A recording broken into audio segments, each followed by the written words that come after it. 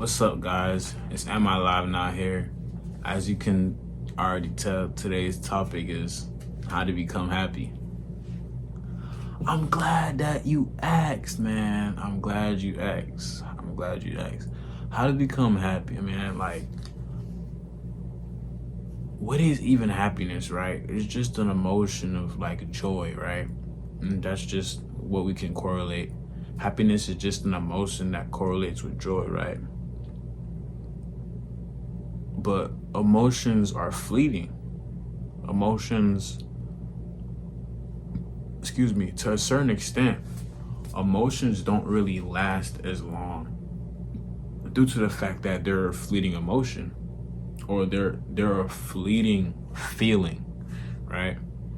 And since you've been asking yourself, why am I not happy, or why am I not as joyful as I used to be, or as I want to be, then you on the right video. I'm happy you clicked this video, because now you're gonna know how to be more happy. And you know, during your day-to-day life, you go through a lot of experiences of emotion, and you go through like at least a million thoughts or something, like, or you could just be that one person that just be in the corner, that just thinking about that one thing every day, like that one thing. They be like, you know what I mean? You probably don't be thinking about a lot of things. You probably think about one or two or three things that constantly comes up in your mind. And ways to become more happy, I want to just give a rundown, but you know, just easy ways. One, I feel like a lot of times you're cluttered with a lot of distraction, and those distractions are not as beneficial as you may portray. You know, like overstimulation, you know, in any substance can be a distraction that causes a scapegoat towards you to have happiness. But essentially, when that substance wears off, how are you gonna feel? Are you gonna feel happy? Right? Are you gonna feel happy when that substance wears off? Is it gonna still be the same, right? And for you to understand that it has to be through experience, and it has to be through understanding your situation of that feeling of joy. And a lot of times, you know, we're not happy because of, it can either be trauma, right? A lot of times trauma makes you not as happy as what you could be or what you should be. So a lot of times trauma puts you at a decline of happiness, because it can be observational. You're probably going through that situation or circumstance in your mind constantly.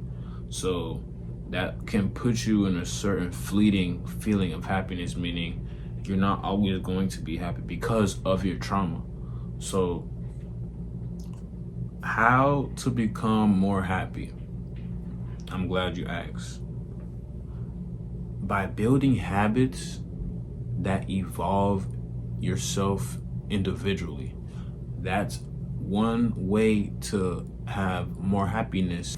So a lot of habits that you will start using and practicing can be, you know, reading self-help books, you know, going outside, looking at nature, touching grass, being one with life, and understanding how grateful you should be that you even have life.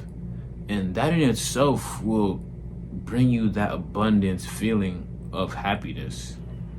Essentially, this world makes you look at materialistic items as happiness, and that is what you can rely on.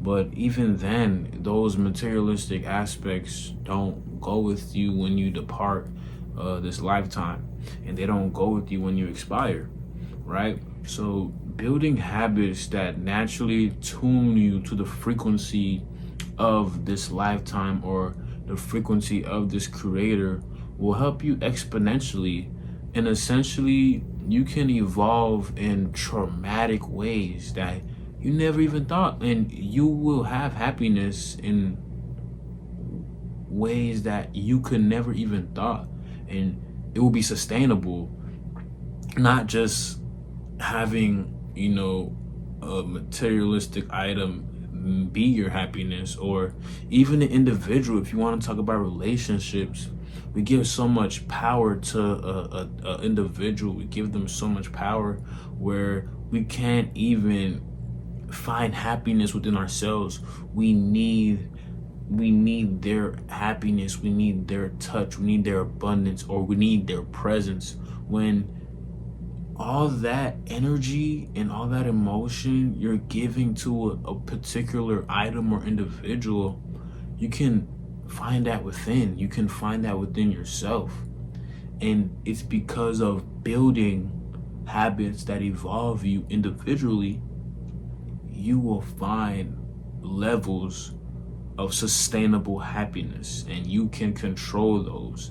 And if you abide by building yourself up, then you're not gonna even think about comparing to others, because that's another way that you defeat yourself, is by comparing yourself to others' circumstances and life habits. But if you focus on yourself, like I said, you go outside, you touch grass, you get some sun, vitamin D, get some sun, you know what I'm saying? It's good for your genetics, good for your skin, it's good for yourself overall. You will understand that you will find abundance in yourself. And because of these habits that you're building, like learning, physical activity, doing things that you love to do, you will bring yourself into that level of feeling, which is happiness, that level of joy. And that's how you can sustain that, right? So another way to be happy, or to just sustain that feeling of vibration, is to do the things you used to love to do when you were a kid. You know what I mean? What did you like to do when you were a kid? Did you like to build cars? Did you like to race people? Did you like to go on the monkey bars and swing, right? All that just sounds like physical activity, right? If you like to do a lot of physical activity, then continue to do physical activity. We cannot let the world put us in a dismayed mentality, meaning distress and just anxious because of our circumstances. Like if you work a 9 to 5, you know what I mean, and you feel like you don't have enough time, build a habit and schedule your weeks and days so you can create time. That's what you don't think about. We don't think about creating time. We only think about not having it.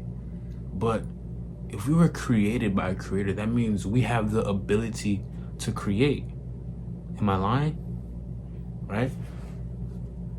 Am I alive now for a reason? I'm not lying.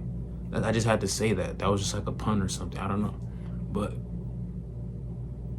we can create time. We can make time. It's because we put ourselves in a dismayed and a distressed state that we think that we don't have time. And that's false. You can find ways to create time and to build on these habits and do things that you used to love to do. If you're a musician and you love to play the violin, go back to playing the violin. If you were a hooper back in the day, you used to be breaking ankles, you know what I'm saying? Shot like Curry, you know what I'm saying? Like, go back to playing basketball.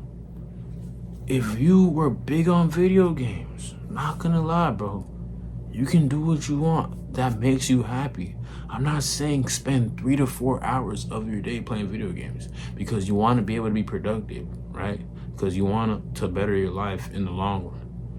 But if that makes you happy, you can play video games, you know what I'm saying, for like 30 minutes to an hour, because you want to figure out where your life is tomorrow. You don't want to spend 3 to 4 hours on the game, right? Realistically speaking, because this is a self-betterment channel. I'm not gonna just lie to y'all, but I'm gonna be real with y'all. You feel me? And throughout these situations, you can find true ways to be happy. You know what I'm saying? Building habits, right? 1, 2, doing things you used to love as a child, right? And the third one will be embracing what you cannot control, but inherit what you can control, right? A lot of times we go through obstacles and we're not gonna figure it out until it happens. But this is why you have to prepare subconsciously, right? I'm not saying just think about crazy scenarios and put yourself in it. You can do that. You know what I'm saying? That's a way of cognitive training, because that is important. But you can't control everything in life. That's what you have to understand. That's what you have to embrace. But you can inherit, meaning it's already for you what you can't control. If someone steps on your white Air Forces, are you gonna get mad at them because they stepped on your white Air Forces? What if they didn't see your white Air Forces, if they did on accident? Would you be mad at them?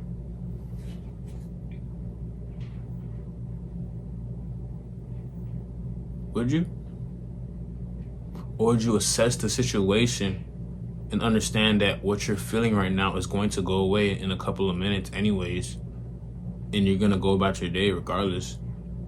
So you have to understand that you have to receive what you can control. That is you inheriting it.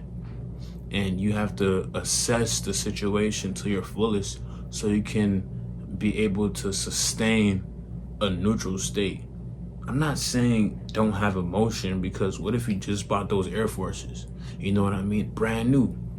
You can feel away, but you have the ability to control, because the way you receive it is the way you can sustain your emotion. If you receive it and don't assess the situation and you act upon your emotion, 9 times out of 10 it can turn into an altercation, and then you're just gonna be thinking about, man, it wasn't that serious, I shouldn't even got mad about it, realistically speaking. But if you don't have control of yourself because you don't build good habits to be able to have that control, then you're just going to be able to fall into your emotions, which is not good. As a man and woman, whoever's watching me, you should be able to have control over your emotions. That's the number one thing. Because if you don't have control over your emotions, that means you let individuals, other people, and circumstances control you, which is not good.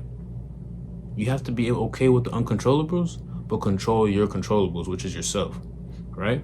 And these are ways for you to become more happy in your life.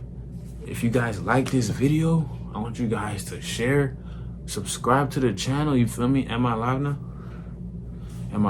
Subscribe to the channel, and I want you guys to comment Tori if you guys agreed with the message I was saying or the topic of today's video. And I want you guys to, actually use these videos and try to implement them in your day-to-day life. You know what I mean? Am I live now? I'm out, baby.